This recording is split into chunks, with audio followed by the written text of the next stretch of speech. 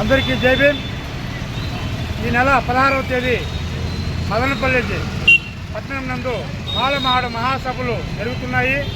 ఈ సభలకు తమిళనాడు నుంచి, కర్ణాటక నుంచి, ఆంధ్ర నుంచి మాల మేధావులు మరియు నాయకులు అందరూ ఈ సమావేశానికి వస్తారు. కాబట్టి మన పుంగళూరు నియోజకవర్గం నుండి మాలలు, మాల మేధావులు, విద్యార్థులు, ఉద్యోగస్తులు ప్రతి ఒక్కరు కూడా ఈ సభకు హాజరై సభను జయప్రదం చేయాల్సిందిగా కోరుతున్నాం.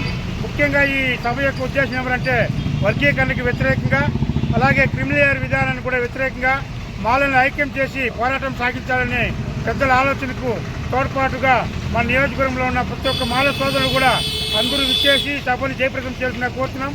ముఖ్యంగా మన మాల యువకులు ఈ మధ్య ఆ యజం ఈ యజం అని సినిమాకులు వెనకాల తిరుక్కొని టైం వేస్ట్ చేసుకుంటూ భవిష్యత్తును కాపాడేది ఒక అంబేద్కరిజమే అని తెలుసుకోకుండా మూర్ఖులాగా తిరుగుతున్నారు.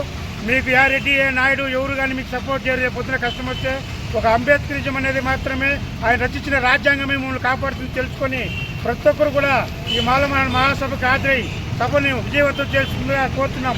జై భీమ్.